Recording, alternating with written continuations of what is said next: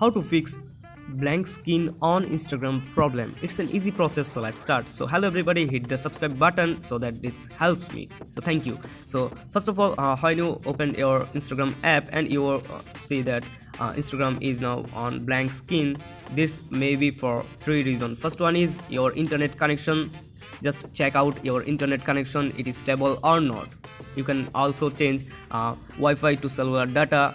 After that, just check out a website which is down detector. Just search down detector and click to the Instagram.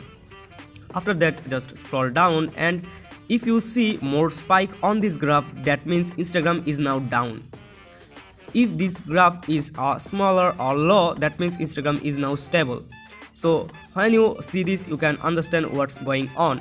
After that, just check it out your storage space. If your storage space is running out, Instagram might be on blank skin. So just do those three things to fix blank skin on Instagram. So hope this helps you. If this helps you, then don't forget to subscribe our channel for more informative videos.